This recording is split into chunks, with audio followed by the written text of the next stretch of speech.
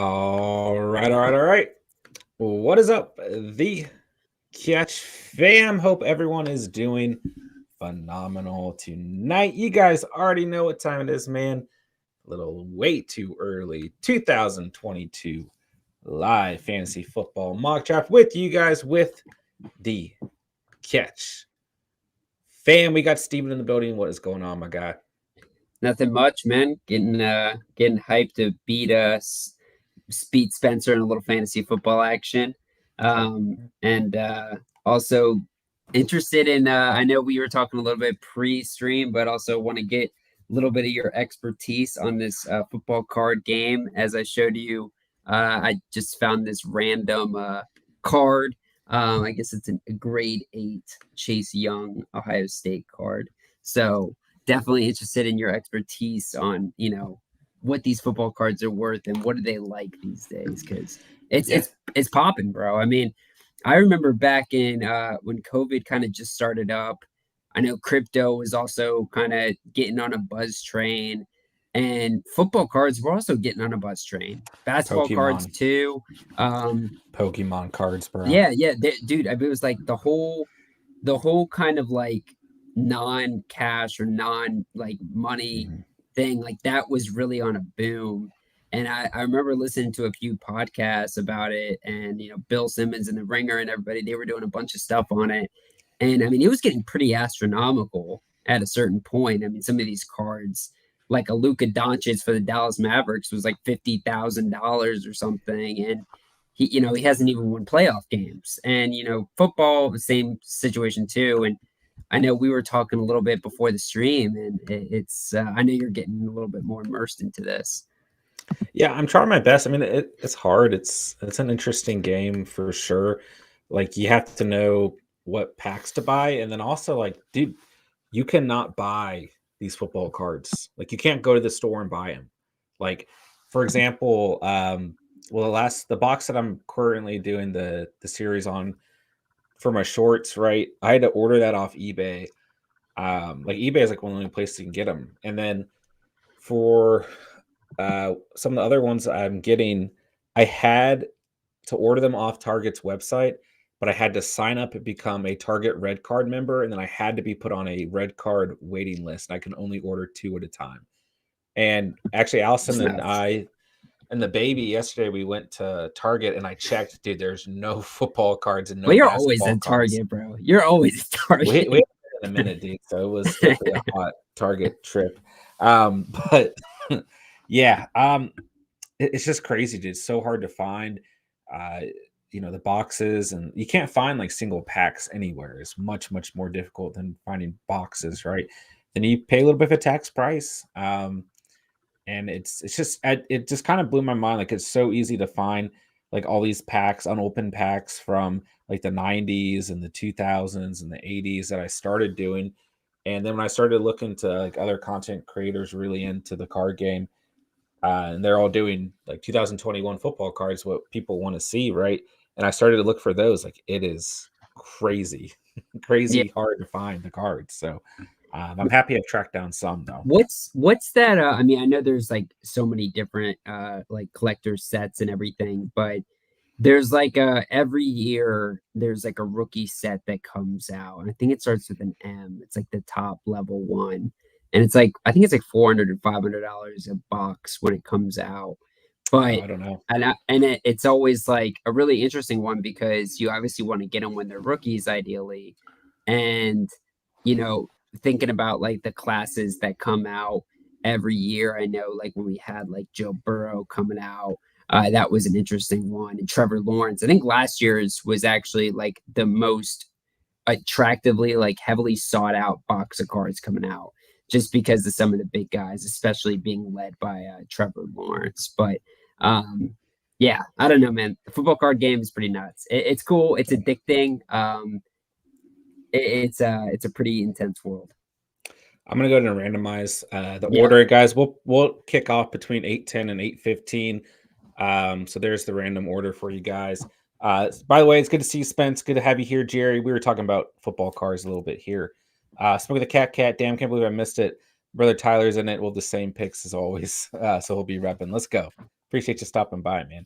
Yeah, we'll talk a little bit here and there about football cards because I'm obviously here in the off season getting pretty heavy into it and trying to get the shorts game going there and everything. But yeah, yeah. I mean, it's definitely fun. I'm enjoying like figuring it out. And I got some really nice cards in this last box, so maybe I'll pull out a couple so you guys can get a sneak peek. But yeah, I mean, every rookie from this year I have, right? So it's pretty cool. I was telling Steven I might send some of those in and get them graded because they're in like mint condition. I'm like scared to touch them actually. So Do you have like a local card shop around you? I remember when I went like once or twice to a local card shop when I yeah, was younger, and it was the coolest experience, man, because you yeah. take it in and you just get to see some of these retro cards, and it's just like super dope experience. And that kind of vibe, like the old comic book stores or the old like vintage football stores, it's definitely dope. Yeah, we have like a really nice collectible and comic shop here that I'm very familiar with. That's where I like get all my comics from. But I don't think he has some of like the starting lineup, like these action figures, Hmm. um, which I just coincidentally have my Peyton Manning one behind me. But I don't think I've ever seen anything else football related there. So, but when I was growing up, I went to there's one in Old Town Manassas, and there's one Shout out, um, shout remember out remember the the, old train. is the Manassas movie theater still there by, like, the putt-putt place? Somehow, I don't know how they're Yeah, funding that. there's a there I don't know if it's there anymore, but there was an antique shop there, and in the back, there was a guy who had his own booth, and all he did was, sports cards, and that's where I mean, when I sold my football card collection, which I definitely regret doing, that's where I got most of my cards, and he had just anyone you could imagine. So my mom used to let Did me you go make any back there. money off that? Not as much as it was worth, no. I mean, I got like 3 or 400 bucks, That's but, still like, I mean, that'll buy a couple dude, ham sandwiches. it will, it will. I'd be interested, to go through your collection though, for sure. Dude, Um, there is lots of buying. That's the one thing, right? Like I have fully expected my dad to like be rummaging those to sell those at my expense, but he has actually done a really good job at like keeping those stored up. to sell them, bro. Yeah, I think that's what his game plan is. But I mean, I'm gonna have to ask him if this like Chase Young card was his and he was just showing me it or what, because I instantly grabbed it and hid it away. So he's also got like a Max Scherzer card with the Nats. And so that one's pretty cool too, but I don't really give a shit about baseball. Um, you know, I would take a Max Scherzer card. I've got Max Scherzer Funko Pop behind me. So yeah. Kelvion, what's good, bro? It's good to see you, man. Appreciate you being here. All right, so it looks like we mostly got green dots in the Yeah, I mock gotta jump in draft. here actually. Ronald, what's up, brother? Appreciate you drafting with us, even though you got stuff going on tonight. Got a couple non-green dots, but we shall see. I'll give it till 8:15, and then we'll start going. So it looks like most of you guys are here. For those of you guys who aren't here, you have been forewarned. We will come together and draft your team for you, or we will pick someone who's not in the draft to pick your team for you through the stream. So you've been warned. So yeah, we've done it before. It's not too hard. Spencer here at pick 7, telling us earlier I'm he at pick 3, bro. That I just keep getting yeah. earlier and earlier, bro. Dude, I got pick 12. I haven't had this since we've done an early mock draft yet. Are you gonna take So the Chiefs approach? oh no. We'll see You what don't want happens. it? We'll see what happens. Okay. Smokey the Cat, boot the inactives, and I'll add myself. You know, Talks all once again is not here, and then we got Oh Nick. no, Tox. I know. Always feel bad. He always comes in late. Nick is not here yet either. Looks like Nick, if you're here, let us know in the chat. And then I should be able to let someone else hop in here if that's how we want to do it. But I haven't done that before. We can always let them pick, for the first pick until they come back in or whatever. That's true. up to you on how we want to do this. Yeah, because I don't know how to kick someone is the only problem. Yeah. But at the same time, let's see. Give me 1 Should we second. just delete the draft? No, that'd be too much. That'd be too much. Yeah, I wish. Let's see.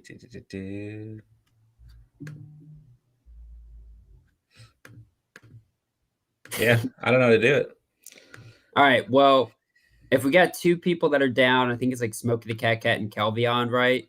Do you want to have Smokey the Cat Cat take one of them and Calvion take the other?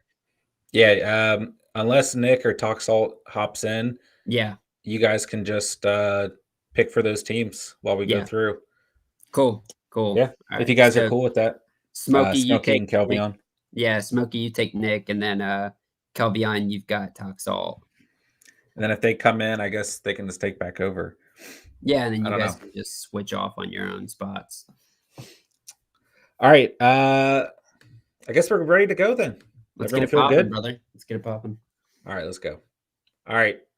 We're starting the draft, boys and girls. Tyler Dean on the board. Nice. JT right off the board. No surprise. D. Henry right off the board. We're moving quick. Steven is on the clock. Let's see here. I'm kind of liking this spot, number 12. I haven't had this, man. I haven't had this. It's a nice pick. I like that back-to-back. Ooh, I definitely can't be picking for Talk Salt, though, because I'll be picking before and after him. Community pick. Yeah, we did that last time. Oh, Nick's in the building. Oh, Nick, what's up? We got Nick in here. So that means Smokey and Calvion can just go back-to-back on Talk Salt. Yeah. All right, Dalvin Cook off the board. Najee Harris. Steven went with Austin Eckler. I think this is pretty much your standard top 5 moving into next season. It's crazy, though, because I think you were pretty sold on the whole Joe Mixon being top 5 for sure. And that's I still am. That's just not happening, though, from what we've seen so far in all these mock drafts. Whoa. I just got like a really loud noise from Sleeper in my ears. Ryan says I knew Steve was going to go Eckler. Hey, that was this guy last year, man. Yeah, I he did beef up last year, right? So maybe him getting a little bit bigger over the offseason last year really made him that like do it all back. He was a beast last year, dude.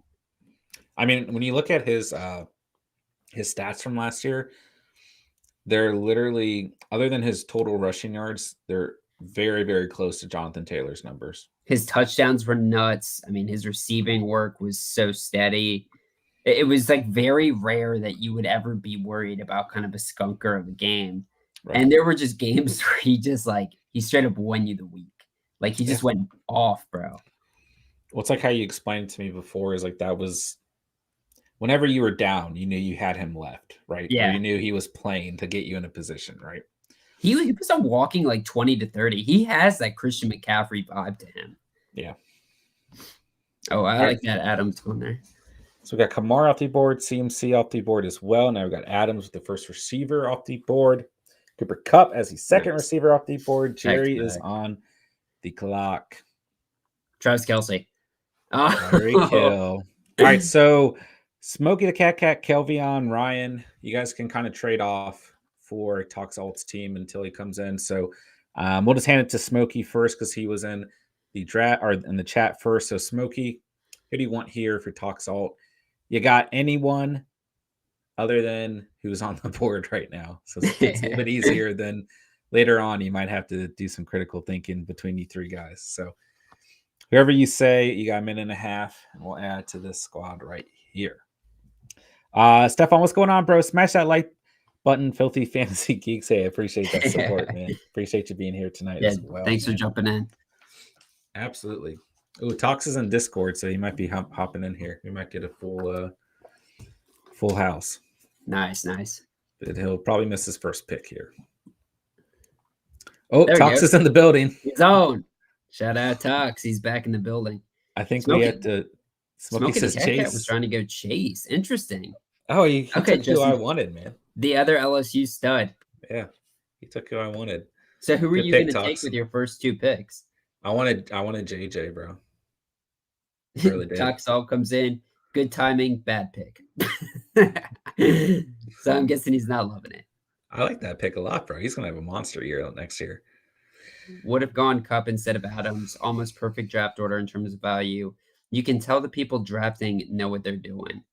Yeah, JAC. I mean, this board so far is looking pretty complete at the top 11.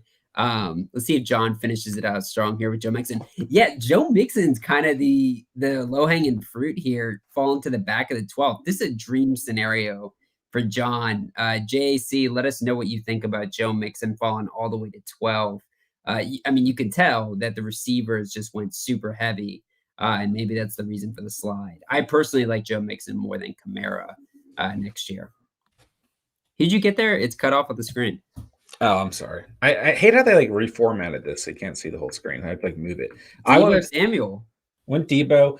There's a couple of reasons why. While I like Chase a whole lot. Yeah, like a whole lot. I don't want to take. I don't put too much value in the Bengals offense, although I think it's going to be phenomenal next season. I don't know, man. I don't know. It's going to be great next season. Don't get me wrong. But as Kelsey's off the board here, Jerry's sticking with the same team approach there. And two receivers that I really, really, really like in later rounds this upcoming season are Tyler Boyd and T. Higgins. T. Higgins, right? yeah. Like I really like both of those guys, and like there's no way I'm picking Mixon, Chase, Higgins, and Boyd. Like, you know what I'm saying? So I like Debo just about as much as I like Chase. So I'm happy with that pick, man. Let's see here. This is a room full of big brain people. Look at the cat. Please make sure to snipe Tyler at the 2.2. I'll try. Cup and Chase, sheesh. Yeah, that's scary, that's a bro. disgusting duo. I mean, those two guys are going to win so many weeks. Yeah. I like what Spence did there too, getting potentially like 2 top 5 running backs next year with Javonte, Christian McCaffrey. Pray, what's up, bro? I just grind the gridiron for 3 hours, 10 minutes for the new card. Let's go, bro. Dude, we gotta play each other in what sometime. You'll probably smack me around. I don't draft for a while. I ain't coming up here, Steven. Let the people know. I wanted to take a little bit of a different approach here. I feel like last week I did RB, so I want to do something a little different, but it's also like I don't love this. This has gone very receiver heavy so far. Yeah, we got a lot of receivers off the board. A lot of receivers are off the board. For sure. A little scary. Because I'm not too sold on either of these guys. Because it's got Metcalf, Hopkins. I mean, there's one player that I'm pretty comfortable with at this point in the draft if I was in her position, but I think after you see Adams, Cup, Hill, Jefferson, Debo, Chase, and Diggs, there's some big question marks, right? I mean, like AJ Brown, for example, consistently hurt. DK Metcalf, he's gonna be throwing the football. Hopkins hurt last season. Cardinals got a lot of question marks. I think Keenan Allen's pretty decent in terms of consistency. I like CeeDee Lamb a lot, so I was thinking of, but I mean, Scary Terry's a big old question mark. Chris Godwin, who knows where he's going to be. So this tier of receivers, Mike Evans as well. You don't know he's going to be throwing the football. Michael Thomas, we haven't seen him playing forever. Deontay Johnson, who's throwing in the football. Like it just goes on and on, right? It's a lot of question marks. Yeah, like I don't know if I can go receiver, bro. Even after you were just breaking it down, like the question marks are looming all over the place. Like I'm just not willing to bite there at round 2, and that scares me because that's a very, very likely scenario that we're there. And I don't really love this guy here, but he definitely has top 15, like top 12, top 15 potential. And that's Zeke Elliott. Yeah. And, Zeke just came up in the chat as well. Spencer's saying, been a while since I've gone RB. This will be interesting. John likes Zeke, no doubt. Jerry says John has been backing Zeke all season. Ronald says, I like Zeke too. Yeah, and I mean, listen, I really – he's so easy to hate, right? Especially in fantasy. Like, he had a lot of hate going in to this past years as well. Right. But look at this stretch. I mean, double-digit fantasy points from week 2. These are PPR numbers from week 2 through week 12. Right. And then outside of that, I mean, he only had 2 weeks with double-digit fantasy point, or three weeks, which is It still got not bad. pretty it got pretty ugly towards the end, though, Yeah, with the injuries and everything, and yeah. Pollard Tony emerging. Pollard coming on a little bit too. But you know, you got to also envision a scenario where obviously the Cowboys offense has been kind of balling, but I still Mhm. feel like the ceiling's higher, right, for that Sure. offense, which can lead to an even bigger touchdown ceiling for him, which is pretty massive. Now, I'll tell you who a guy that I'm looking at right now, and that's Aaron Jones. Okay. Yeah, And he's still not off. Is he? Yeah. why don't we just talk real quick? And I think reason why is because of what happened this week with Aaron Rodgers coming out and just kind of thanking everybody and really no sense to it. But I guess he came out of a cleanse, right? So we've all been Yeah. there. We've Yeah. all had our Monday cleanse and wanted to thank the He world did a on 12-day cleanse, and I read the details, and it is not like a cleanse you or I have ever done. I can tell you that much. It was very intense. But I Um, mean, but what the hell? I mean, like, I'm not confident drafting Aaron Jones in the first 2 rounds. I mean, we've talked about this before, right? Matt LaFleur will run the football no matter if Aaron Rodgers is there or not, and you wouldn't pick them anyways. Triple running back, but at the same time, the volume will be there, right? And yes, it does help Aaron Jones if Aaron Rodgers and company, I would say Devontae Adams are both there. The offense is performing better, moving down the field better, but I'm fine with Aaron Jones in the third round all day long. And I think that's a yeah. steal all day long. Yeah, if you're going heavy running back, then you have, I think, a great start to this draft with Eckler, Elliott, and Jones. Like you're going to have an RB1 and RB2 no matter what, and more than likely a flex all year long as well. Yeah. Maybe outside injuries, of course. But JEC, Joe Mixon is amazing value there. He finished top 5 among running backs every scoring format. Admittedly, I wasn't high on Mixon before the season because their O line is abysmal. Yeah, I was in the same exact boat as you, bro. I was not high on Joe Mixon this past season. Steven was himself. Give him credit there. But I just think that, going into 2022, we're all going to want pieces of that Bengals offense. I don't see it slowing down. Zeke was good for me this year. Traded him before it got bad at the end. There you go. Took Zeke in round 7. Yeah, round 7 in a startup. Yeah, that is a steal, bro. Holy shit.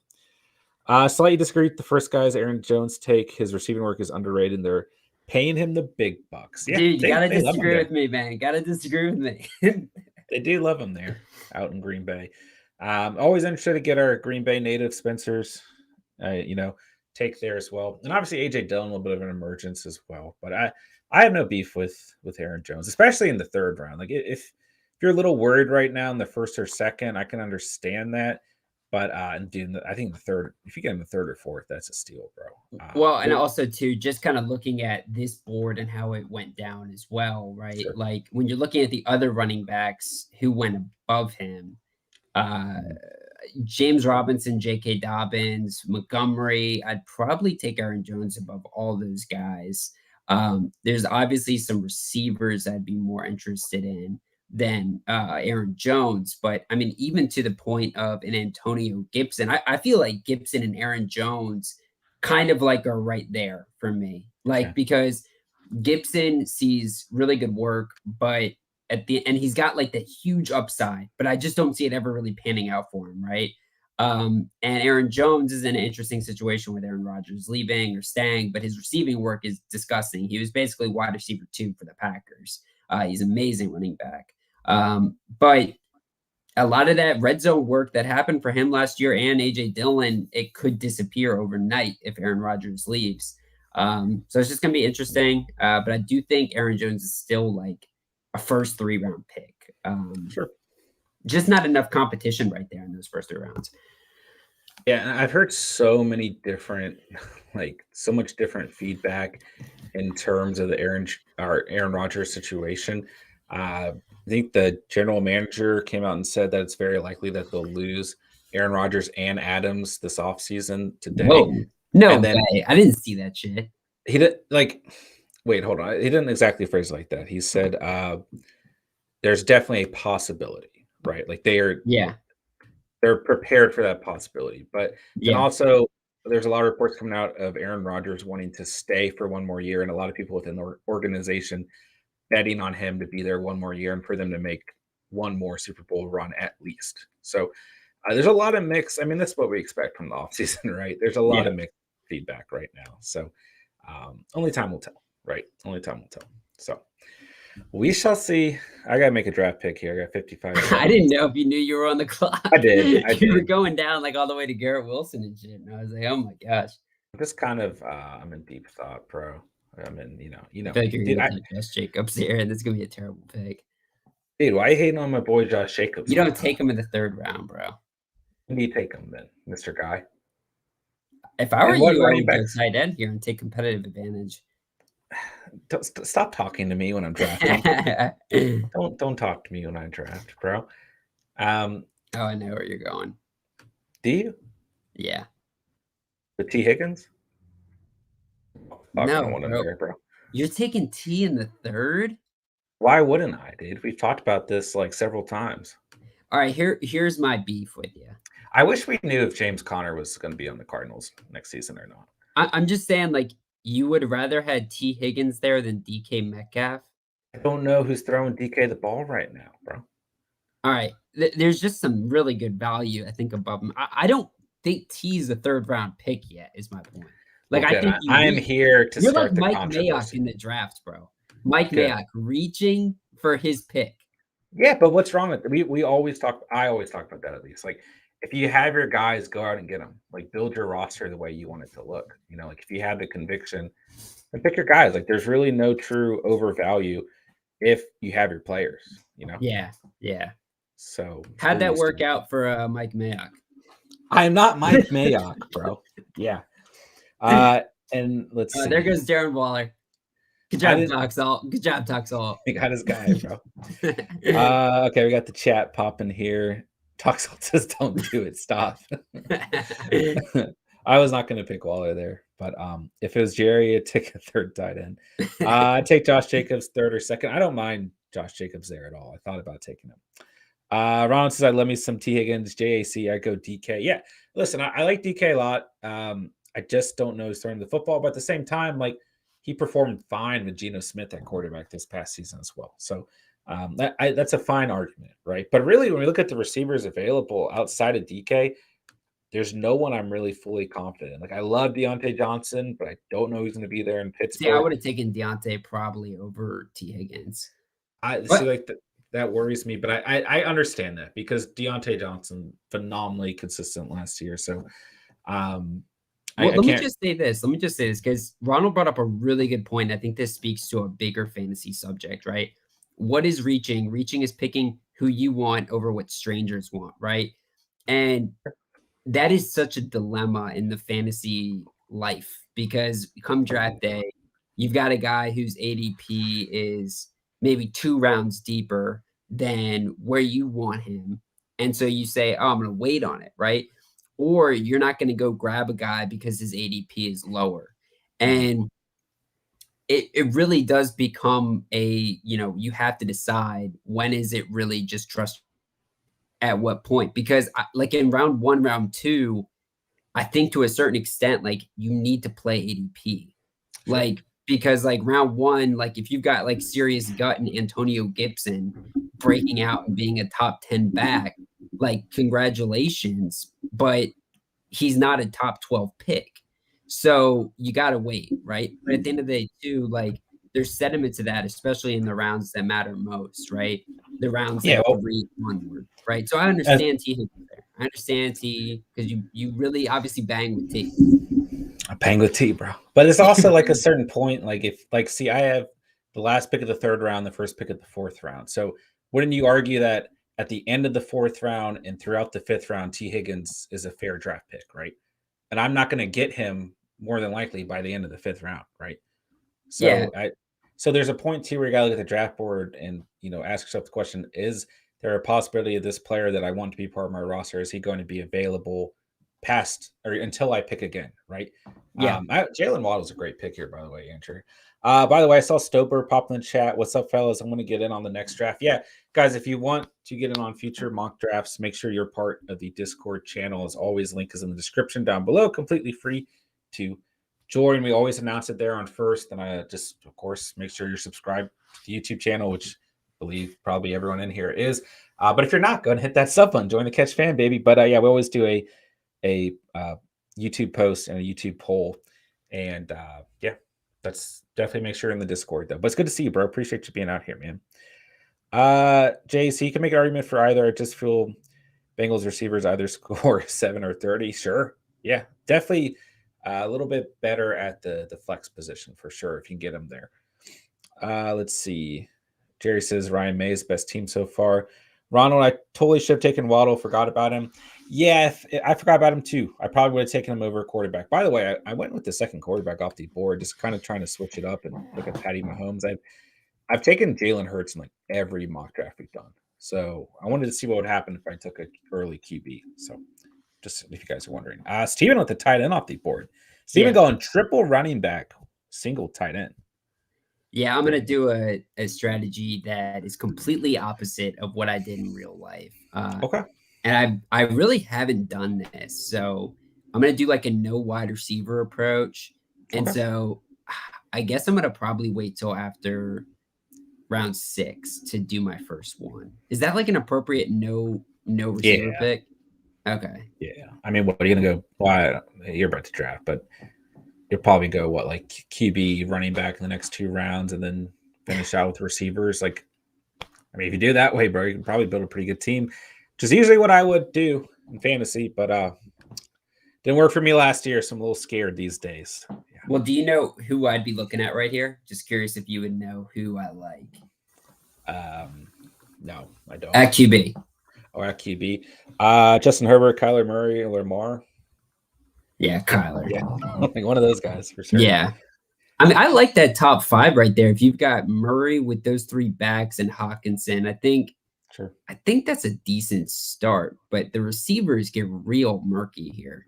I see Noah Fant going off the board. The tight ends are slim now, man. Tight ends are slim. The tight ends are slim. There goes Jay Herbert. I saw someone's list today. I got to try and pull this up, bro. By the way, there's also news that Jimmy G will be remaining with the Niners through this season, and that Trey Lance is not ready to start in the eyes of the Niners.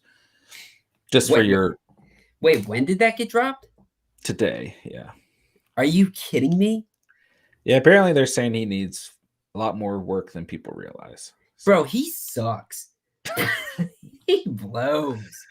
I saw someone release their first top 5 QB list for fantasy, and I thought it was really Trey interesting. would have had to been top 5. Okay. Steven's still in love with it. Actually, hold on. I'll try and pull that up because I thought it was interesting. I remember Josh Allen was number 1. Remember that much. But I did want to pull it up and discuss it. So let me find that. Got 2 quarterbacks taken in this round. Plus, Ronald picking my guy right there. Dawson Knox, baby. CH off the board. All right, so we got Josh. This is from Patrick Daughtry. I don't know who exactly he's. Daughtry, great band. He's from Sports Talk. That's not a great band. All right, so Josh Allen number 1, Patty Mahomes number 2, Kyler Murray number 3, Lamar Jackson number 4, and Justin Herbert number 5. I think that's a little too chalky, man. I mean, I would think Herbert would be a little bit higher. I don't know if Patrick Mahomes deserves to be number 2. I kind of like Murray more than Patrick Mahomes. I don't really know why I picked Patrick Mahomes. You were like I had in my face, but I think in my too early to rank rankings, I had Allen, Murray, Mahomes, and then I had Herbert somewhere in the top 5. He might have been number 4, number 5, and then Jackson was number 2. And Herbert was number 2 last year. So yeah, he was really good. But dude, he had some games too where he got super hot at the end, obviously. Yeah. And like his rookie season did the same thing where he just had like some games where he had like 10 points, you know. JC says Dalton Schultz is a good late tight end pick, like the value compared to the ADP. Yeah, Schultz definitely on our list for late rounder guys. There's definitely some good late round tight ends this year as well. Let's see, man, it's sad to see Gronk in here, bro. No, yeah, that's not gonna happen. My team's kind of worrying me, bro.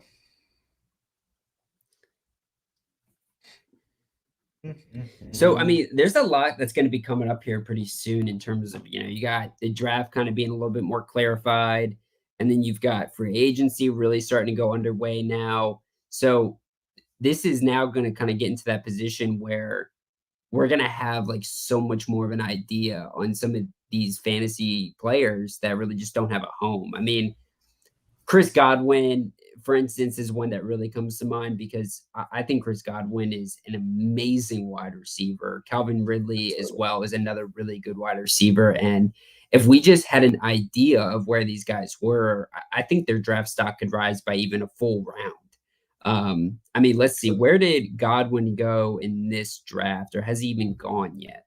Because I know I was looking at yeah, Chris Godwin's still on the board. He's still on the board. Calvin Ridley. Does it matter where he is? Like that's the question. Does it matter where Chris Godwin is? I think it does because all right, so you can look at his career sample size so far, which has been tremendously productive, and you've got two quarterbacks that really support a wide receiver, Jameis Winston and Tom Brady, right? And he's also been in probably the most attractive offense for a receiver, right? With Bruce Arians in Tampa Bay. Honestly, like if you look at Tampa Bay and you look at Mike Evans, that's why I think Mike Evans still deserves to be a round 4 receiver potentially, right? Because he's still with Bruce. And if they get a quarterback that's at all competent, better than Kyle Trask, right? I think Mike Evans is still going to be productive in my mind, right? It's going to be Chris Godwin, who he's looking at offers of like the Jets, the Eagles. I'm not too sure that's going to really pay out for spades for him. And that's the same thing for Calvin Ridley, too. If he goes to the fucking Jets, like, is Zach Wilson going to support him? I think Godwin, like, the fact I'm very surprised Godwin was available. Like, I just went and took him because it's like, I don't really personally think it matters, bro. And by the way, how are you cooking the Jets, bro? Like, if Chris Godwin went to the Jets, you'd say they're going to the Super Bowl for sure. Dude, you know I'm about the Jets, bro. What are you talking about? The Jets. But look at Godwin and Ridley go back to back. But no, I guess my point is more of like, I get what you're saying. Like Tom Brady's not throwing the football. I don't. The team can be better, right? Like Godwin obviously lifts the team, but how many times have we seen these big ticket receivers leave their destination where they've been their whole career and go to a new spot for money and it not work out for them value wise, right? And the Jets just historically, like, I'm not willing to bank that are going to be able to support high fantasy volume. And Chris Godwin isn't like a deep threat. Dude, you were just talking about the Jets being like your dark horse team. They're a dark horse team to still not make the playoffs. I don't know. I just think they're going to turn around and be a better team than they have over the past 4 years, which isn't really saying shit. The best thing they've done is give a contract to CJ Mosley and not have him play it down, and Le'Veon Bell, give him a huge contract and have him start eating cheeseburgers and rapping. So, I mean, they have been struggling, right? But Zach Wilson, the Utah gunslinger, Michael Carter, Elijah Moore, we've got some pieces to build around with the Jets, man. They do. I've heard reports that Mike Williams is more than likely going to be paid like a lot of money, like wide receiver 1 money. He does not deserve that at all. Right, but that's just how things happen now. Yeah, it's like, how things happen. But that's how the market increases like year by year. And so, yeah, I thought that was interesting as well. Well, so who do you think gets paid more, right? Allen Robinson or Mike Williams? Probably Mike Williams. Mike Williams? Yeah, more you. But, dude, I think if Allen Robinson can go. Allen Robinson's not like old. Well, he's like 27 or 28. I mean, it's not young for a receiver, but Allen Robinson's a much more polished receiver who's shown much more longevity than Steven's just upset that he drafted Allen Robinson last year. Well, dude, no. I mean, I think Allen Robinson's a good pick here for anybody. I mean, you're listing out all these guys and that are going to be. He's 28. Wow. Let's say Allen Robinson goes to Indy and filled in and joined another role there. He's been linked to them recently, right? Or he goes to New England, or he goes to another team where he can kind of jump in and be like wide receiver 1. I guess if he went to Indy, him and Pittman would have to battle out there. I see Spence taking Pittman there. That's a nice pick. Pittman Spence being number really one. loves Travis Etienne, man. I like that, dude. I like that pick. It's gonna be weird to see if they like give him the Urban Meyer shame and don't let him ball out. That's going to be a really hot question. I mean, Doug Peterson has used multiple running backs before, for sure. Yeah, which isn't great, dude. There's Ronald's guy. Yeah, Singletary. I needed him too, bro. I'm very weak at running back, but I got Maxon, so I'm straight. But Spencer says you ever took Burrow, I hate you. Burrow's gonna be a hot commodity next year, man. With all that hype he got at the end of the season, everything, man. And that's really like ADP and then just like momentum and hype around specific players is really what carries like draft value going into the following season. So I think Burrow is going to be a player that a lot of fantasy owners target next season without a doubt. So get used to being angry, Spence. I'll be excited after the draft when we know where all these rookies are going to be and kind of how, because I haven't been drafting any of them. Like I've been too scared, you know? So I'll be interested to see kind of where they land and how I can value them. You know what I'm saying? So let's see. Oh, man. Oh, I forgot. I did see you're on the clock. Cooper. That's your first receiver. Yeah. Okay. Interesting. I can tell you're not happy with that. I mean, I think that what this strategy kind of opens the door for, it allows me to try to build around Cooper, though. Like there's a couple guys here coming up that I can supplement his high ceiling value. Okay. And one of them just goes right there. Damn. Amon-Ra St. Brown. Like, I would pick Amon-Ra St. Brown over Robert Woods, Amari Cooper, Michael Thomas, all those guys. Probably Thielen too. I was hoping St. Brown would fall out here. I liked Michael Thomas a lot there, bro. Yeah, I mean, apparently the Saints want to utilize Michael Thomas next season a lot. So, I mean, that's good news, right? If you're a Michael Thomas believer. All right, I got two sketchy receivers here. Cooper and Lockett. Not sure if Probably the sketchiest. I don't feel confident starting these guys on a weekly basis, but you know, with the way I built this team, maybe that's okay. Because they hit, they hit. I mean, basically, you just had to like draft receivers and maybe a handcuff running back to finish out your draft. Yeah. So, I mean, I think if you look at both those guys, right, they play essentially like wide receiver ones. I mean, they both, CeeDee Lamb, Michael Gallup on the cow, obviously Gallup leaving, whatever, right? But then looking at Lockett, DK he was the wide receiver one last year. Let's not say anything else. He was the wide receiver one last year. You can look at the fantasy card, but in terms of the targets and everything, finished as wide receiver 15 in PPR, right? Rizzo was DK. Wow, I found DK really fast. Finished as wide receiver 14, so it's very, very difficult. But also, dude, like it's also more about like DK started off really hot and then went super cold, right? So 129 targets for DK. That's a good way to look at it. Let's look at Lockett. Lockett targets 107. But Lockett he uses those big plays, right? Yeah. Like, and we saw a lot of those big plays early in the season. But this is what scares me about Lockett, bro. And we talked about this. That's just who he is, dude. Going into the season, right? We talked about this a lot. Like 26, 31, 7, 6, 10, 5, 3, 26, 4, 15, 12. So he's a flex player for me. Yeah. Like, because he's boom or bust all day long. Yeah. You can't trust on him, to be your wide receiver too, because you just don't know when he hits, bro. But also he's used to getting that deep ball from Russell Wilson. Like they have a very good chemistry. Russell Wilson and him, like their chemistry is a reason why Tyler Lockett got that big deal. Like he was making all those huge plays off of the deep ball. So I worry about him almost more than I worry about DK Metcalf. I'll say this though, man. If I'm worried about any receiving group based off of quarterback uncertainty, it's least about Seattle because for some reason I really feel Russell Wilson is in a better spot to stay in Seattle, at least for one more year. Okay. It just seems to me like that because I really feel like Seattle's at this point now where they look at the NFC, the world is kind of changing, right? I mean, people are leaving the NFC. The NFC is getting weaker. There's uncertainty with the Rams. If they're unable to bring people back, they might just kind of implode.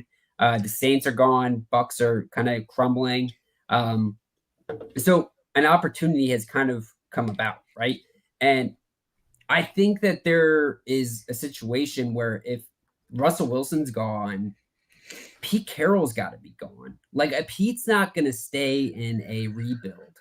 And so this really seems to me like one more year for not only for them to do it, because I don't think this is a Super Bowl team, right? They just don't have the right pieces around them, but 1 year for them to get their shit together. And if they can't get it together, if this marriage just does not work out, they get divorced at the end of the season. Probably Pete retires. Russell Wilson gets traded. The Seahawks do a complete rebuild and they start from scratch and burn to the bottom to start again. And I really feel like that's going to be how this dynasty kind of plays out over the next year. Yeah, and I know you're talking about, and that's a fine prediction for the Seahawks. Now you're talking about the Seahawks, but you actually said something in there that I've been meaning to bring up. Talking about the Saints being gone in terms of being a competitor. I mean, when you look at the NFC South, you got the Bucks, the Panthers, the Falcons, and the Saints. Who's the team to come out of the NFC South this year, guys? Like, I mean, it's a good question, but it's not the Saints. Right. No, that's what I'm saying. It's like, yeah. But who is it? Like, I think Bucks? I think it still might be the Bucks. Dude, Bruce Arians came out today and said, maybe it wasn't today, but this past week, and crap. Is it Mike Lennon? No. Who's Blaine Gabbert? Yeah. He came out and he said, loves Blaine. He said he's like in love with him, dude. I'm paraphrasing, but he said, I know people don't like Gabbert's record, but you haven't seen him on a good team yet. It's like, didn't he coach him back in Arizona too? Oh, I didn't. Yeah, that might be true. And also, that's where he first fell in love with him. There's like all these stories coming out of Bruce Arians and not getting along with Tom Brady at all. And Brady and Leftwich apparently did like everything in terms of like game plan, and then Arians would just come in and like. Do you think that's real? Yeah, there's a lot of reports of this, and there's a lot of reports of that being the main reason why Brady just decided to retire from the team. Yeah. I'm just not really too sure. And that also brings up a point for me that Brian Leftwich deserves a head coaching job. Okay, why? No, he doesn't. No, he doesn't, bro. No, he doesn't. Why does he deserve this? Because he literally. I'm gonna fight back on this one, bro. The reports are he made every offensive game plan during the time that Brady was with the Bucs. Oh, he did, or Tom Brady did? Leftwich did. No, that's bullshit, bro. You think Peyton Manning or Tom Brady is letting the OC make the game plan, bro? I mean, they made it together, but still. Yeah. Okay. And Arians had nothing to do with it. Like Arians is just like the team organizer. Yeah. Right? He's the spirit builder. Yeah. So I think that, I mean, it's interesting because you look at the defensive side of things, like we already know, like obviously what is it, Todd Bowles, right? Yeah. He's a really good coach. I like Todd Bowles. I think he'd be a good because he coached for the Jets. Yeah, bro. No, but I mean, think about like that was where they had some pieces in place, right? Obviously that defense kind of was on the come up before Tom even got there, but Todd Bowles coached a very good defense for 2 years, 3 years in a row. And that's on him, right? That has nothing to do with Tom and the offense. I mean, to a certain extent it does, but further than that too, let's look in the big games, right? Like the Super Bowl really stands out to me. Todd Bowles made Patrick Mahomes and that Chiefs offense look like a JV team. Like he's had some really big moments since joining the Bucs. Byron Leftwich, on the other hand, like I'm sorry, you know me, dude. Like I don't put too much stock in the merit of an OC coming from a really good coach, from a really good quarterback, especially a quarterback that was only there for a couple of years. Like, what if we said Byron Leftwich as a coaching candidate like 3 years ago? Like, we'd be laughing. Like he's been with Tampa for a couple years now. But I get it. He does deserve it in the future. But he should be a candidate. Well, I think he's gonna take over the job for Tampa. I do wonder how long Arians will be around. We got John Edwards in the house. What's going on, bro? Have a great evening. Have a blessed evening as well, bro. Hope you're doing well. All right, we got a lot of action in the draft here. Holy cow. I took 2 receivers because I like them. I have no running backs. Got Mooney there. I like Smith and Mooney a lot. Like if you're going 0 receiver early, some of the guys I have on my board like that are must drafts that have gone are Renfro, Moore, Smith, Mooney, like Cooks. Like those are huge names, man. There's a couple other guys who haven't been drafted yet, but I'm sure you're eyeing him, Steve. But see, we got Burks off the board, Ayuk, Dylan, Penny, got Jalen Hurts and Rodgers. Dude, I thought about taking a second quarterback in this draft, but I've drafted Jalen Hurts like every mock draft we've done. So I know you like Jalen Hurts. You're definitely gonna take him. Spencer says, love getting Jalen in the 8th. But why wouldn't you, bro? I mean, this is like your QB1 for like 14 weeks out of the season. Yeah, that's where he's gonna be too. I don't understand why he's getting drafted so late. Like or his ADP right now is so low, you know? Like I just don't get it. But I don't really mind it at the same time, you know. But I went QB early in this draft, and I definitely don't foresee myself doing that next season at all. Yeah, Hollywood Brown, another guy I had on that list of receivers like that should be taken at this point. So Allen Robinson, my guy. He goes right after. Yeah. Russell Wilson. Okay. Yeah. And Fearmouth off the board. Talk Salt says ETN and Carter are my 2 steals. Were my 2 steal of the draft running back. Sure. Yeah, I mean, if you're drafting with Spencer, you ain't drafting ETN, bro. Yeah, he's taking him round 4 every draft, right? If you got the conviction, you go for it, man. Hey, I think he could be I mean, it's gonna be interesting. We saw James Robinson go in the 2nd round here. I think I might be a little bit more bearish on him than you are. I'm a little concerned he's going to bounce back. We sometimes see those guys with a pretty big injury and low draft capital invested into them on a bad team. Sometimes they just get forgotten about. I'm not worried at all in terms of injury. Only thing I'm worried about is he has competition at the position between pretty big competition. Yeah. And then it'll be interesting, man. It'll be interesting.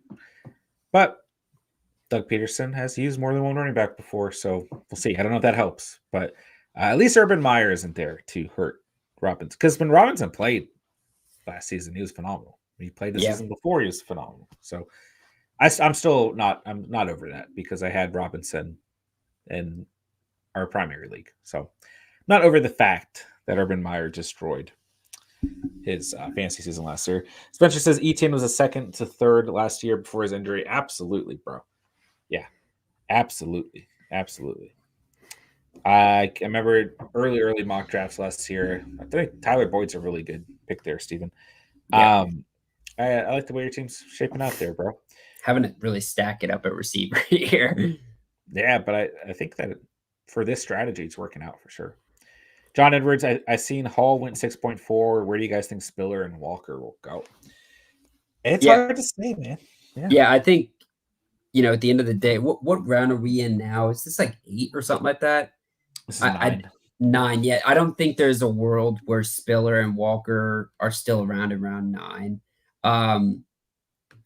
I think Spiller and Walker both have the opportunity to become, bell cow backs, especially Walker. And I think he'll probably get drafted he'll get picked in the draft before Spiller. But both are very good backs. I would say probably round 6 or round 7 for Walker and round 7 or round 8 for Spiller. I think it's going to be from 6 to 8 that these guys are probably going to go. I do think Hall has the chance to maybe crack into the top 5, though. Just because we've seen these rookie running backs really kill it recently. it depends on what team they end up to, because like you Yeah. never know. Like we could expect them to go to a running back needy team, and then out of nowhere the Colts could take them. Like like it. So that Yeah. happens. That Yeah, happens, right? that's the point too. And I mean, it's like I think a lot of people are kind of mocking Brees Hall to the Dolphins, and like that works for me, right? Like that's a good pick, and I would take him because you would assume that he kind of just takes over there. But there's a lot of free agent running backs too that are interesting this year, right? Like I mean, you got the Buccaneers backs; they could all leave, right, and take over James somewhere Conner. too. Yeah, and James Conner. So you really need to see how it shakes out before you can really put them down there. But also the NFL is going away from a true bell cow back, so it's tough. But I mean, while we're talking about the Dolphins and their running back situation, like Miles Gaskin, this is Good a old guy Miles who Gaskin. for me holds zero fantasy value next year. Like I think people are going to waste their draft pick on this guy next season. Um, Yeah, he was incredibly inefficient last year on a yards per carry he had average. he It had was like like under 2.5. 2 weeks where he randomly played really well, and Yeah. then he did nothing outside of that. So But you got to imagine they're going to be a market for a new running back. So other than a world where he comes in and he's the RB1, I just don't have a lot of interest in him. sure, Um, it was and top it's 25 back last season, bro. yeah, as those RB1 for the Dolphins, like you would have hoped that he would have been able to do more. He actually I had mean, he had a better like his season than I yards per thought. carry were low, but he got a ton of work. Like he got a Yeah, decent amount of catches and carries. I mean, the dude got work. 173 attempts, 63 targets. Yeah, He actually had more double-digit games than I thought. And yeah, really, the but that first. I'm not defending him. I'm just surprised. no, yeah, I mean, he there was a This couple weeks where he went Dude, this lamp was when I time. made a huge call on him in the must starts. He had 31 points in week 5 against Tampa Bay. Then he played Jacksonville the next week and had 2 points. And then I was too scared to call him against Atlanta. These are 3 of your worst run defenses last season, and he had a double-digit performance. And then he went back to reality. But he had some good games in here, but Houston awful against the run. The Jets awful against the run. I don't know what happened. He just had a good game against Carolina, but Yeah, they were good. they were very good against run last season. But yeah, just too inefficient at the end of the day and finished out the season in awful fashion, man. I mean, 5-2-2-4. Those are not numbers we wanted Yeah. by any means. So yeah, I don't think it's going to take too much convincing uh, to you know keep players away or keep fantasy owners away from Miles Gaskin next season. Ronald, yeah, don't get Ronald started on Miles Gaskin, bro. He'll probably get traded, is what Ronald says. I warned you not to, John. I warned you not to. Yeah, I should listen to you more, bro. I should. I did. I've got a team just full of receivers right now. I think I'm having like PTSD from last season, bro. Where's your squad at? You probably can't see mine You too well. got okay, yeah. So you got Godwin, Smith, and Mooney. Yeah. I'm really hoping that Hertz takes the step here, takes the step and He took a step becomes last season, bro. Why do people? no, not fantasy wise. We get that, but I'm saying like Okay, becoming like a true passer. okay, that's fair. I That's still fair. feel like he struggled in that area, like That's supporting a fair. wide receiver one. Like I felt like Smith like was so inconsistent, and I don't think that was his fault by any I think means. Like Smith will be the guy, man. yeah, I mean he's fantastic. I see Isaiah Spiller going right there.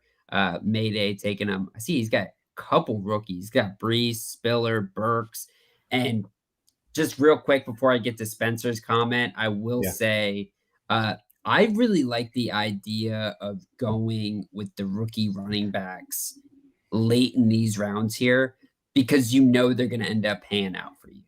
Like the sure. rookie running back, it might take a couple weeks, but eventually they are going to get the job and they're going to take over as long as they're not in like a worst case scenario, like backing up Jonathan Taylor, right? Mhm. And so definitely midseason, they're one of those guys you draft and they're going to pay out in spades if you hold them. Um, but Jerry, but Spencer, you asked a top receiver for next year, top rookie receiver for next year for fantasy. I really think it's got to be Trey Burks or Garrett Wilson right now. Um, Garrett Wilson from Ohio State, he's got some real value, but Trey Burks, his intangibles, his body, his build, his speed, he really kind of does it all out of Arkansas. I mean, Debo Debo Samuel, AJ Brown build. He's going to be tremendous. Yeah, obviously Steven is our expert in that category. But I'll get caught up once the draft actually happens. Speaking of the draft, bro. In the draft, for those of you guys in the chat, stay glued. Monday, Steve and I have a special. We'll let you guys know in a special video dropping Monday for the NFL Combine. So a little sneak peek, bro. A little sneak peek. That's all we can say. Did you end up doing one for you? Just you'll see, bro. You'll see. Okay. I'm not finished or anything. Yeah. Okay. But it'll all be there. So it's gonna be good. It's gonna be good. Let's just say that. Talk Salt says, "What about London out of USC?" Yeah, I like London a lot. Very, very. He's my type of receiver. Somebody's gonna use his body, use his size. The dude's arms are massive. I mean, he like my best comp for him is Mike Evans or Michael Pittman, and I love that type of dude. They can be highly productive. He's got some of the best hands as well. I mean, the guy was getting like 15 catches in some games. He was a target hog for USC. And they used him in weird places too. Usually a guy like that who's super lengthy and tall, they just use on the deep threats, but he was the guy who got screens as well. So he's versatile, but I'm not too sure I'm willing to bank in too much fantasy value his first year just until we see kind of the combine. We see his long speed. How fast is this guy? How quick is he? And see where he gets placed at. I think some of these other receivers are a little bit more explosive, and for fantasy, you kind of want to see that, right? Chris Alave from Ohio State goes right here. Like Chris Alave, to me, who's going very late, has a real chance to be the best receiver for fantasy because this dude's an absolute burner. I mean, this guy catches the ball. He is so quick, so clean. Once he touches it, he can be gone. And I think he set the record for touchdowns at Ohio State for receiving. Doesn't feel like there's always like good receivers who emerge past the first round or two? Yeah, absolutely.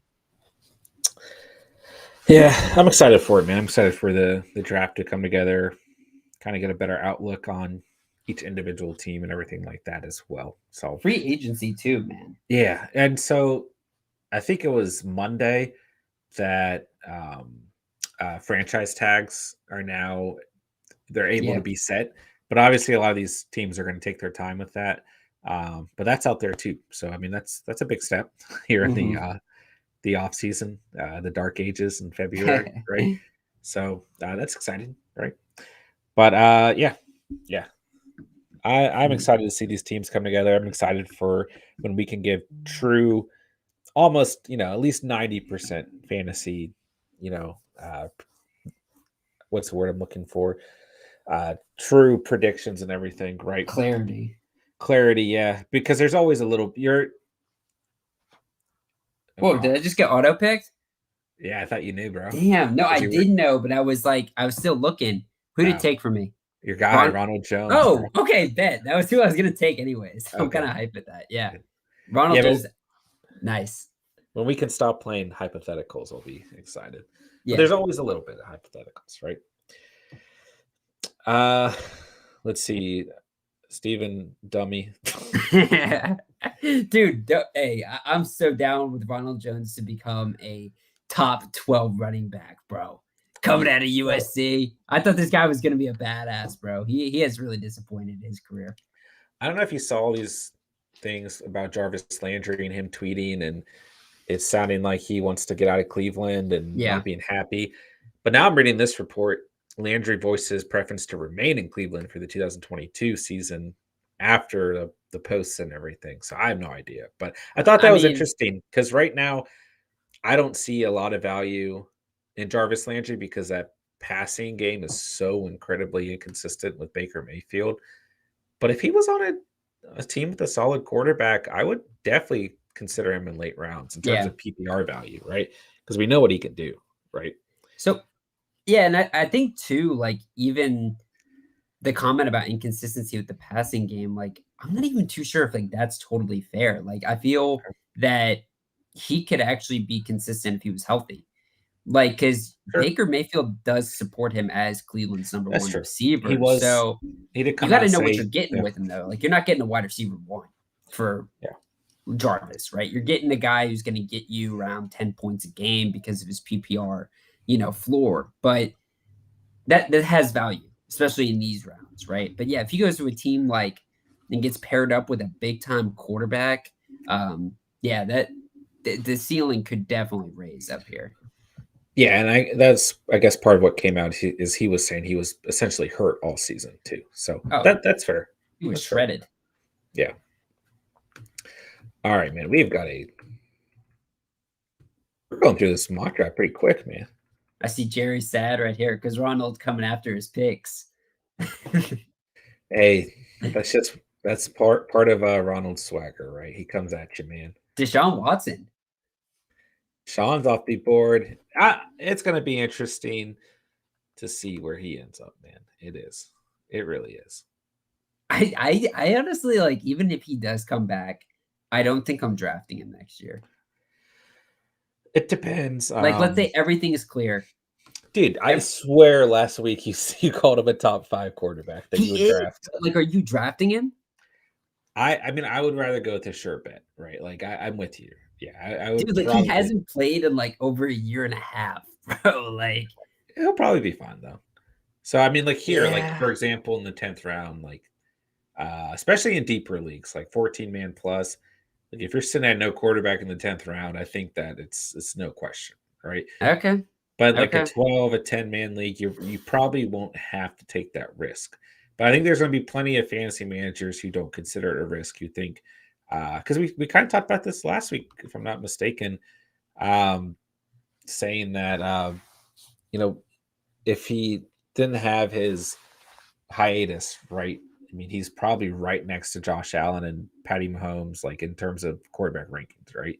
Mm-hmm. So, and for good reason. So, I mean, it just depends, but it's definitely a murky situation. And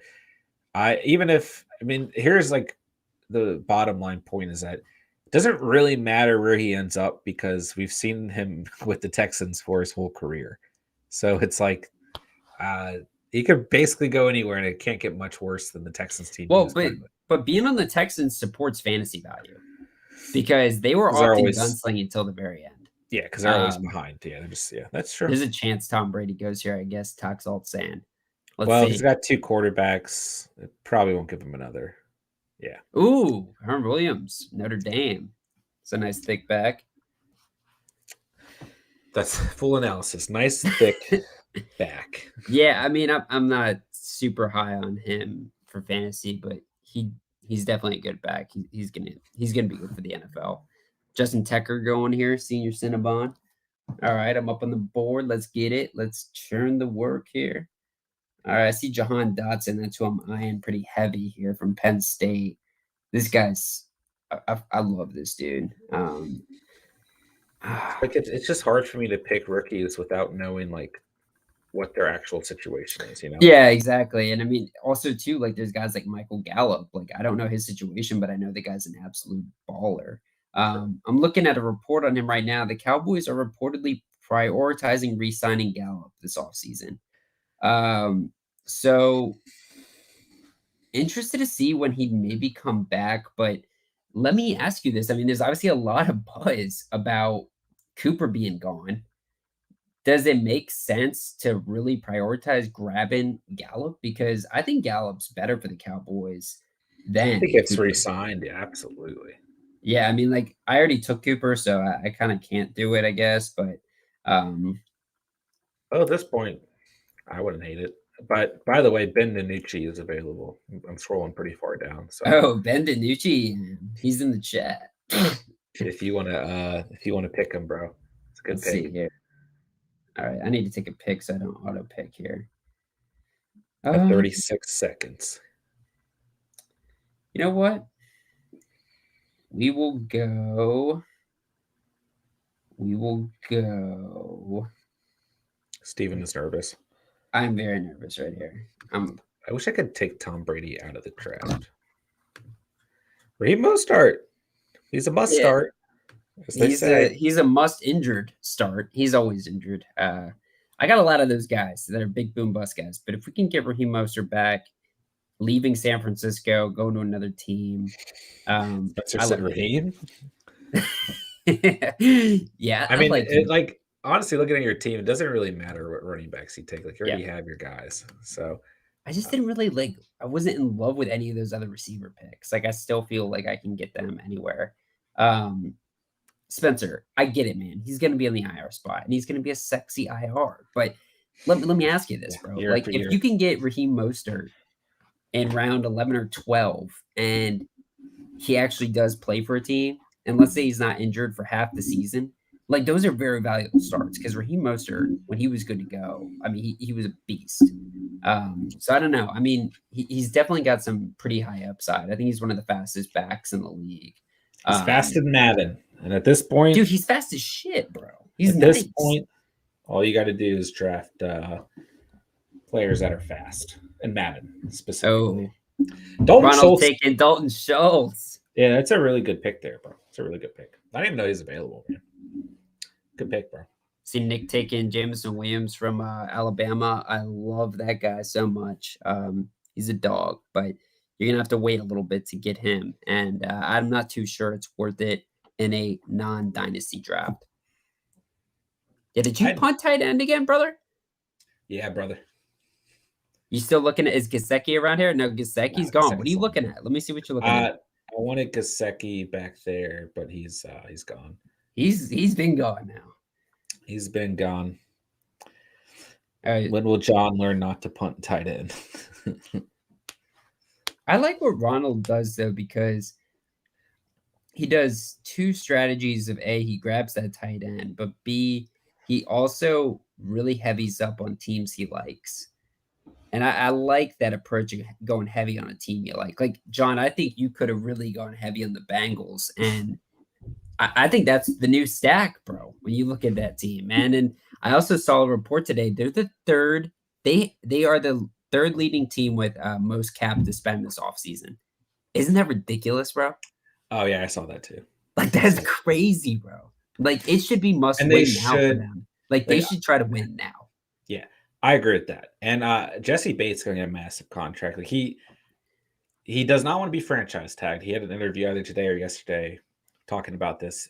So he'll probably either get franchise tagged or he'll become the highest paid safety in the league, which is fine. He's a beast, dude. He's a beast. So they got to pay him, but outside of that, they don't really have to pay anyone, right? And they should pay him. He's played phenomenally. At the same time, they should absolutely load up. Like everything they can do in the draft, right? And then everything they can do in free agency. Like, why wouldn't you, bro? Yeah. Why wouldn't you? You know? Jerry, good triple tight end. Good triple tight end, bro. Take his value from him. Take his value from him. All right, I guess this is how we're doing it now, guys. Go to the tight end. John's getting upset. I mean, it is what it is. There's plenty of tight ends kind of in the same tier here. Who would you go? I mean, yeah, like, what do you guys want me to say? Yeah. Let's see here. I didn't know Jerry's here. Oh, is Jerry not here right now? No, I think Ronald upset him, so he's gone. Let's see. You got Brady. Nice. Probably switch Brady for a receiver.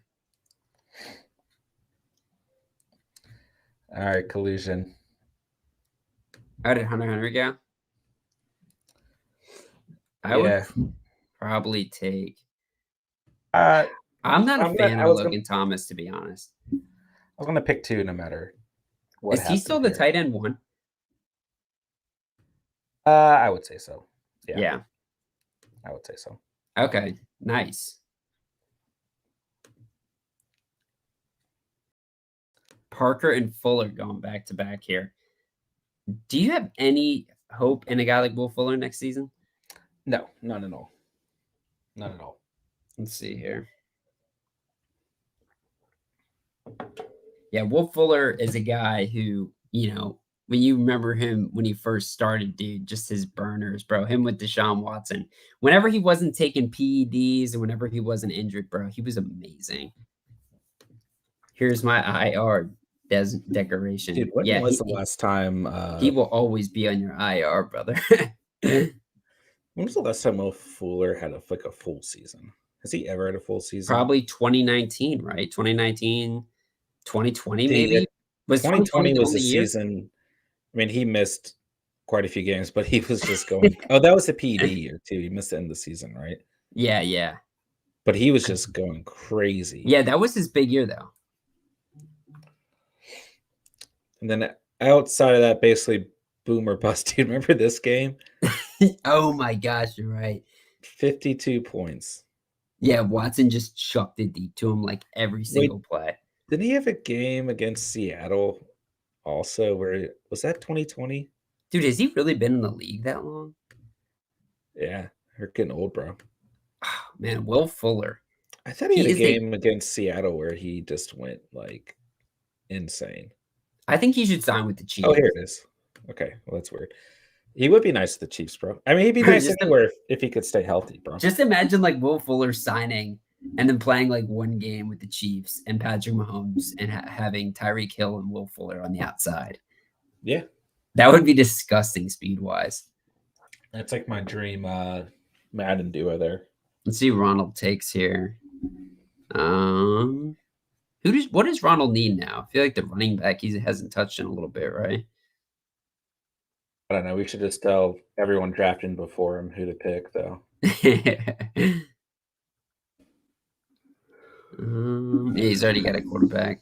Talks all. He's never been close to a full season. Yeah, dude. Was debating Fields or Gronk, but why not the big boy could sign in Cincy? I mean, that's kind of a decent point. I mean, does Gronk really hang up the cleats or does he come back? I still feel like it's over for Gronk. I think he's had his fun in the sun with Tom Brady and he's done now. I actually like Justin Fields going right there. I think Justin Fields is a sneaky pick right there. Let's see here. I hope Fields does something good. You got such a good core there. Montgomery, Michelle just goes. Mooney, Fields. Antonio Brown, will he be on the team? Maybe. Dude, Antonio Brown could have been such a beast, dude. Like, well, if he had stayed on the Bucks and had stayed going, he would have definitely been a top 15 receiver.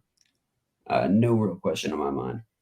A guy who I'm wondering about his value next season is Bryan Edwards. I feel like he kind of showed some chops at the end of the season for the Raiders. The Raiders so murky, bro. But you're not wrong. You're not. But I think they're going to bring in Carr and keep Zay Jones too. Yeah. I mean, really, you got all kinds of receivers on the Raiders, right? Let's see here. Renfro's definitely the guy, though. J.D. Mckissick, a lot of reports that he's going to come back. How do you think that impacts Antonio Gibson? And, I mean, do you remember how good McKissick was last year? I mean, he was dirty when he was playing, bro. I mean, I think at this point in the draft, he's a fine take. Yeah, sure. I think he's a good take, but the bigger thing for me is that I think he's going to really hurt Antonio Gibson. Apparently, they're also thinking about going and signing a free agent veteran running back. So then you've got James Patterson, a potential free agency running back, and McKissick to compete with him. I mean, that's a lot of heads to feed. It is. Here's Gallup.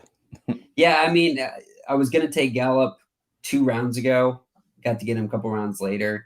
Good insurance backup for Amari Cooper. I don't mind that pick.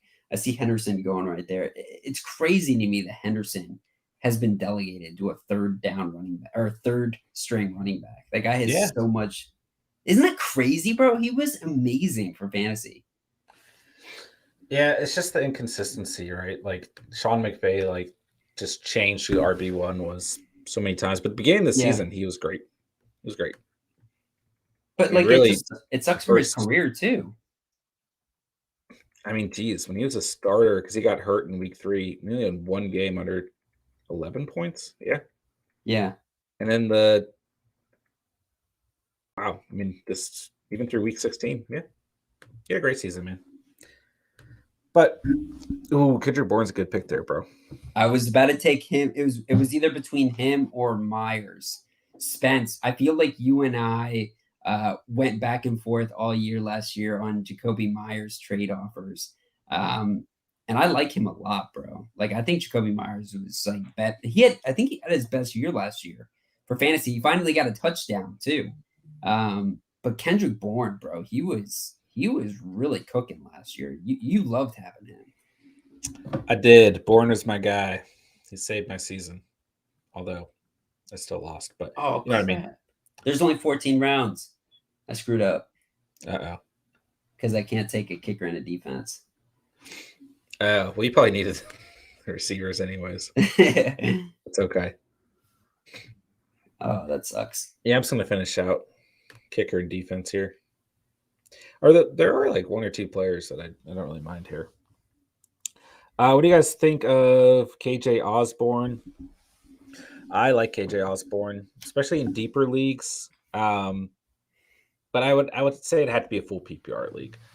And like I don't see him like even with Thielen being hurt this past season, I still see it JJ Thielen than Osborne. So yeah. Ryan says you're disqualified. Dude, honestly, like I feel like I want to change my pick, bro, because I should not. I totally forgot about that. I didn't see that we were on round 14. But I like the Bucks right after me. That was a nice pick. Good old Bucks. Bass and Koo going back to back. And Zerline. I like Gus the Bus coming in there heavy. Gus the Bus is a sneaky big time handcuff. Matt Gay. How is he slipping and sliding, man? Nick Folk, Daniel Carlson. I thought you were gonna double up on kickers. I should take the Commanders, bro. I was about to say the Commanders. I was about to say that, bro. I heard they got in trouble again, and they had to change the logo again. What? Yeah, I heard they had to change the number on the crest again. Why? Yeah. I don't know. I think it was something to do with the number. I just saw it like when I was at the gym real quick. And I thought that was like so bizarre. I see Toxalt saying he's gonna draft Tyler Ferguson. Dude, who is Tyler Ferguson? I gotta look this guy up. How do you know who Tyler Ferguson is? I need to know who this guy is, man. Let's see here. Tyler Ferguson. Not even on a team. He was let go 4 years ago. All right, hold on. Analysis. He was signed to a reserve. How do you know this guy? Like, do you know? Why is he even on Sleeper? I don't know. I just know he was Western Kentucky 5 years ago. 6'2", 224. Nice build. So he played with Mariota, Gabbert, and rookie Luke Falk. Luke Falk. And that report was from 4 years ago. He got the conviction. I just randomly stumbled on him. LaShawn McCoy coming out of nowhere. Any sort of reason for the LaShawn McCoy pick? Malik Willis is a great last pick right there, Ronald. I like that move there a lot. Getting crazy in the 14th round. Yeah, let's see here. Why do we do 14 draft? Or every draft I'm in is 15? I don't know, man. Why do we? I guess we could make it 15. Let's see here. I just go with the standard settings. Cowboys is an interesting pick. I was kind of looking at them when I picked the Pats, but I feel like the Pats are a little bit more consistent. Oh yeah, the Pats are definitely the better defense. I'm a little worried about the Cowboys next season. You saw the Bucks go before them too. I mean, I think bringing back the defensive coordinator was still really good. All right, so there we have it. Another beautiful 2022 early mock draft for the Catch fam.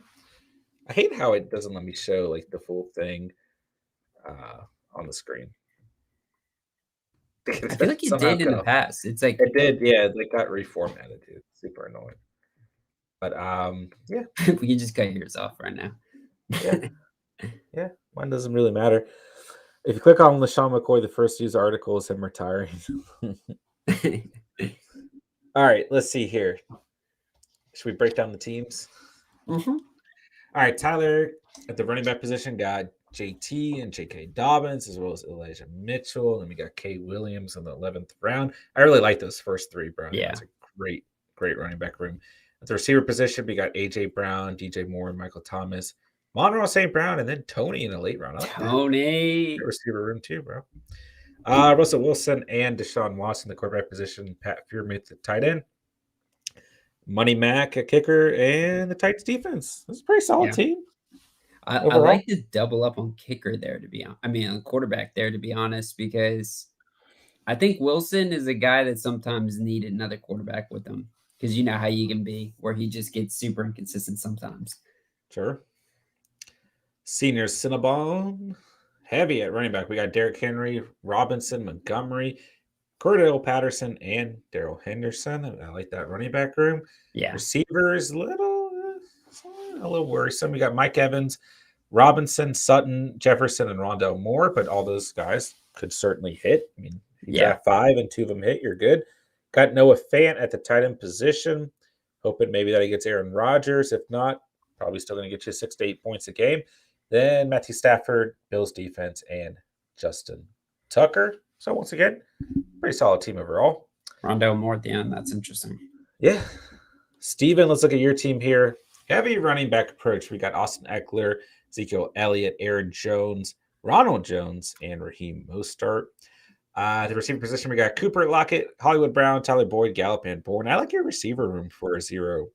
I don't know how I got those guys together. Yeah. Hawkinson's tight end, and Kyler Murray's your QB. And then you got the Dallas Cowboys defense. No kicker. Coming from our kicker expert, man. I know, dude. I totally screwed the page on that one. Ooh. I don't mind this team, though, for going, no receiver early. My late round running backs really suck, though. Yeah, I mean, you're obviously taking a flyer there, but I think Eckler, Elliott, and Jones will make up for that. And yeah, I think between Hollywood Brown, Boyd, Gallup, and Bourne, you got 4 really good late round receivers. Yeah, but I mean, it just speaks to it too, though. It's really hard to find like value at the running back spot pretty late in the draft. Sure. But hey, and isn't that where Leonard Fournette and Connor got drafted last year? Sure. So I guess you never know. You never know. That's the beauty of fantasy. All right, Andrea. Let's see here. We got Dalvin Cook, Cam Akers, Tony Pollard, and Melvin Gordon. Definitely a solid running back room there. Yeah. Keenan Allen, Jalen Waddle, Adam Thielen. We got 2 rookies in Olave and Dotson. QBs Jay Herbert, tight ends Gesicki. Oh, we also got Justin Fields, Bucks defense, and Robbie Gould. Pretty solid team. That. Yeah. I like that. I like the first 2 receivers off the board too. That PPR volume is going to be very consistent. And 2 really good receivers to get before or after getting those 2 running backs too. It's a good team. And still got Justin Herbert. I like Thielen. I like Pollard. I like Gesicki. So it's a good team for sure. All right, Ronald here. Let's see. Running back room. We got Najee Harris, Antonio Gibson, Singletary, Hunt, and Sony Michel. Like those quarterback. We got Josh Allen. Receivers. Deontay, Gabe Davis, Russell Gage, Russell, Christian Kirk, sorry, DJ Chark, and then Willis, quarterback position from Liberty, right? Oh, we also got Dalton Schultz on there too. That's dude, right. You want to know a funny anecdote about Gabe Davis? For some reason, on social media, I just keep seeing I'm like getting spammed with all these Gabe Davis hype fake accounts. And it's all like these like sayings from like the coach and like Megatron and all these famous people saying Gabe Davis is the best receiver they've ever seen or coached or played with. And it's just like, I don't know why I'm getting spammed with this Gabe Davis hype, but that's awesome. I guess I'm like targeted as a massive fan for Gabe Davis. I mean, the guy is kind of a beast, but you are the Gabe Davis supporter. I guess. Yeah. All right. Pretty solid team overall. Usual Ronald draft there. There you go. Let's see. Nick here. We got Alvin Kamara, DeAndre Swift, Barkley, and CH. That's a solid running back room. Yeah. For sure. Hopkins, Woods, Renfro, Jones, Beckham, and rookie Williams. That's got a lot of veterans in there. But I think if Hopkins or Woods steps up and isn't hurt next year, and you got Renfro at your wide receiver 2, and Beckham comes back eventually, it's a good receiver room. Yeah. Logan Thomas is the tight end, and you got Bucker in the Rams defense. It's a solid team. I like the Woods and Beckham stack, to be honest. I think you're Yeah, gonna get a good wide receiver out of those two, and you can always use Woods until Beckham's back. sure. And then I don't know if did I miss Aaron Rodgers? Aaron Rodgers on the team too. That's a good team. Yeah. Spencer, let's see here. We got CMC, Javonte Williams, Travis Etienne, Gus Edwards, and LaShawn McCoy. Sean McCoy. Receivers, we got CeeDee Lamb, Pittman, Moore, Wilson, Judy, Bateman, and Pickens. Tight end is Pitts. QB is Hurts. I like this team, man. It's a good team. Yeah, I like this team a lot. I really like his receiving core, to be honest. That's got a good receiving core. Later pretty rounds too. devastating receiving core. Yeah. It's a good team. McCoy's steal the draft. There we go. Tyler Ferguson is mine. Yeah. Grigo, let's go. Let's see here. Devontae Adams and Diggs going receiver back to back early here. We got Cooks, Galladay, London, and Anderson. Running backs, we got Fournette, Harris, Penny, Cook. Tight ends is Goodert. We got Burrow in here. We got Zerline in the Texans defense. I think that was an auto pick though. So nonetheless, it's a pretty solid team. Running back's a little worrisome. Yeah, that's where my biggest questions are too. But honestly, I mean, mainly because of injury, right? But those three guys have had really good. They were all solid last season. So when they were healthy, all of them have question marks other than yours of where they're going to be. But hey, that doesn't. Question marks don't mean bad things, right? Like sometimes it can end up being very good for you. Yeah. So not bad team. All right, Mayday. Who we got here? We got Cup and Chase. Holy crap! Started Williams and Burks. Really, man, I feel like if you outside of injury, if you're to draft Cup and Chase, like you don't really need to worry about receiver for the draft. Mark Andrews at tight end as well as Gronk, which is obviously an auto pick at that point, I believe. Actually, no, I think he came in and said, you could see Gronk getting signed, so that's fine. Jacobs, Connor, Hall, and Spiller at the running back position. So 2 rookies, 2 running backs. I don't mind if we know where they are. We know where Jacobs is. Connor, we don't know where he's going to be, kind of somewhere to Penny Harris or Fournette there. QBs, we got Lance and Cousins, and we got Tyler Bass and the Niners defense. So not a bad team. Bro, I'll be honest right now, this is my favorite team. Because it's Trey Lance? But dude, he did it perfect. He got a guy like Steady Eddie and got Kirk Cousins to go right with him as well until Trey Lance kind of gets his wings. But I just think Cooper Kupp, Jamar Chase, and Burks and Williams, like that receiver group is going to really put him in a really good spot. And he's got clear advantage of the tight end, and he's got some really killer running backs. There's very little weaknesses to the team, I'm feeling. Sure. All right, let's see here. Oops, clicking on Chris Carson. Jerry's got Tyreek Hill, DK Metcalf, Ayuk, Claypool, and Parker. It's a pretty solid receiver room. Tight ends, 2 absolute studs, Kelsey and Kittle. I like running backs, probably a little murky here, but we got Sanders, Carson, and Gaskin. I mean, I don't mind Sanders so much just because the Eagles are going to run the football if they do what they did last season, but they might do with multiple running backs once again. So I guess that's the issue there. And then I'm not a huge fan of Gaskin or Carson, but at the same time, if you trade for a guy, you get an early stud and waivers. This team could work out because you got Prescott at quarterback, Brady an auto pick, but still Q, the Giants defense. So a couple auto picks there at the end, but still the core of this team is not that bad, especially if you're flexing a tight end too. So you got I think the first 4 picks were really good. I think the first 4 picks are really, like you said too, especially if you're going to flex a tight end, which I think you can do with a guy like Travis Kelce and George Kittle. Sure. All right, let's see here. Talks all got Justin Jefferson took my pick, then Terry McLaurin, Calvin Ridley, Juju, and Will Fuller. I love that receiver room. Yeah, I love that receiver room. That's a nice draft. Love it. Led by Justin Jefferson. I think he's going to have a great season. Get on running backs. We got Chubb, Walker, Dillon, Stevenson. I like those backs as well. Those are very good backs. Dude, did you see AJ Dillon was the 2nd highest PFF graded running back last year, right behind Jonathan Taylor? Like, he's filthy, bro. I don't know if I trust PFF, but dude, what? It's not like it's just judged off of like a efficiency based stuff. But I mean, he was really efficient, bro. I mean, you couldn't take him down. Like the guy was like just steamrolled through everybody. I love AJ Dillon. Let's see. Well, I love him too when he plays, for sure. I just don't think he's an RB1. But yeah, and he plays is great, and he's a great flex, and he's a great handcuff situation for fantasy Yeah, as well. Waller and Henry at tight end, love both those guys, and Lamar Jackson at the I like quarterback this room. position. Yeah, I like it's a this good team. team. Good team. Well, Let's see here. Tyler Ferguson too. Can't Yeah. Oh, leave sorry. that Sorry. Forgot about Ferguson. He went right over my head. Yeah. Spencer says AJ Dillon's better back than Aaron Jones. Nothing will change my mind about that. I mean, you guys have the lightning and thunder back there in Green Yeah, Bay, and that's like sure. exactly what you want.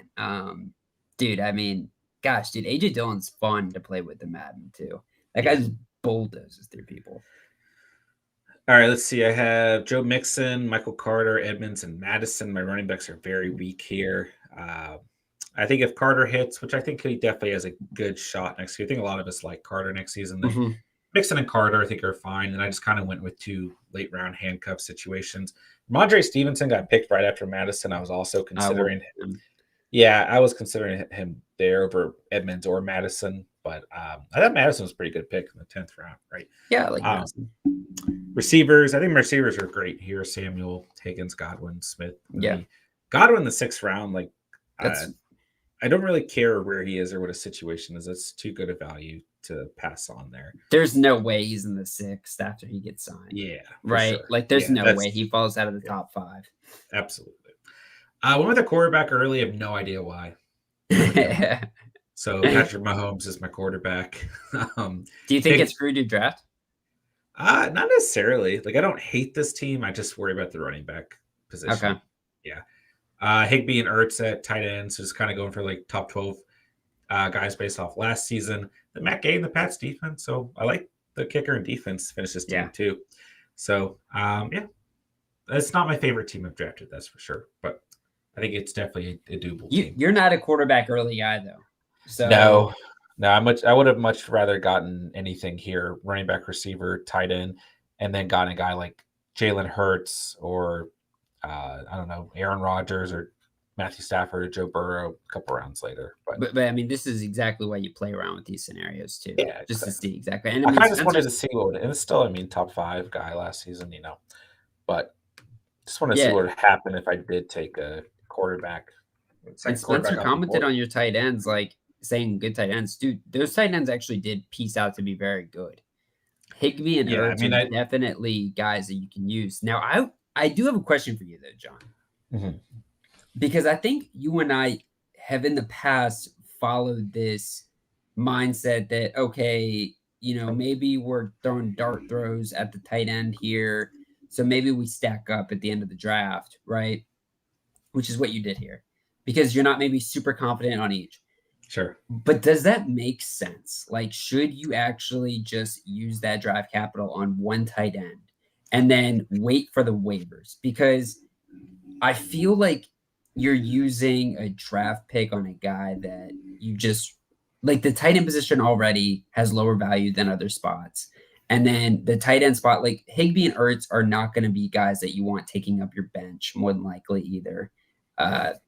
This is my take on just playing devil's advocate. Like, do you think it makes more sense to go after another guy there and then come back and grab him? Depends on your team. Like, I did not need another receiver on this team, for example, right? Okay. I looked at the running backs, and the Donta Foreman was sitting there, and I kind of thought about that in terms of a handcuff situation, or to Derrick Henry, excuse me. So I thought about him, right? But I do think if I'm picking a tight end at this point in the draft, that I'm going double tight end because I'm not fully confident. But same time, I mean, we're looking at both these tight ends, right? I mean, Zach Ertz, number 5 in PPR, and Tyler Higbee, number 14. And he started to show a lot more chemistry towards the end of the season with Matthew Stafford as well. So I don't really mind them. If they don't perform, then, go to the waivers and drop one, right? But I get what you're saying. I get what you're saying. Yeah. And I just didn't feel like there are any running backs that I felt crazy about. And I was not looking at any receivers like this, 5 receivers that I'm fully confident in at this point. So yeah, it depends on your team overall. I just think so, like for this year's draft, like something I'm going to really start trying to pay more attention to in the off season is the shittiest rounds of the draft. the last 4 Mhm. because those last You have 4, to, bro. I feel like no matter which way you cut it, they end up looking like a derivative of what we just saw here in this 4. Just a bunch of picks just thrown out there, and it's like, whatever, we're almost done, right? And I feel like there's got to be a way to really capitalize on these last 4 draft picks. And I think to a certain extent, maybe it is taking a guy that we know is going to be injured for the first couple games, so you can throw him on your IR spot. Sure. I think there's a couple other strategies, but that's something that I think we should try to kind of figure out this offseason because I mean there's some real value there.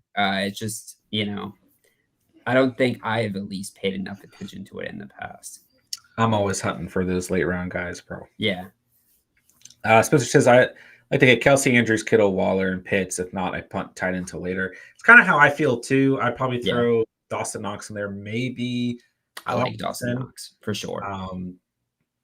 Ronald says we'll throw Goddard in there. That's fine too. Yeah, I think if you miss those guys, then I think I see a lot of similar value in like Gesicki, Schultz, Henry, Higbee, Ertz. Ertz kind of scares me because of the age. He doesn't really scare me when I saw what he did with Arizona. It's true. Yeah, I thought he was a very, and he's going to be the guy that's left wide open. And he's going to have. I would love to put Freiermuth in there too, but I just don't know what the quarterback situation is. He's got a pretty rich draft volume right now too. I mean, where he's going is a little too early for me right now. We don't know the quarterback situation, but it could definitely pay off. Like he had a phenomenal. Yeah, he was very good young tight end. Yeah, I mean top 15, right? So yeah. But really, at the beginning of the season, man, do you remember in the preseason when I kept calling out Pat? Freiermuth? Pat F. That was my guy. I didn't know how to say his name for like a couple months, but the second half stretch was really, really good, especially for a rookie, right? So, yeah. So a great draft by everyone. Appreciate you guys getting this put together and getting it put together very quickly. Like I posted last night, I think, and we got this filled by like it was pretty instantly. It was pretty instantly. Yeah. And so thank you to all you guys who helped too, Discord, Jerry and Spencer, anyone else who helped get the word around. Appreciate you guys. And as always, appreciate you guys putting these together. I mean, I think this is pretty much a solidified thing that we're going to do every single week.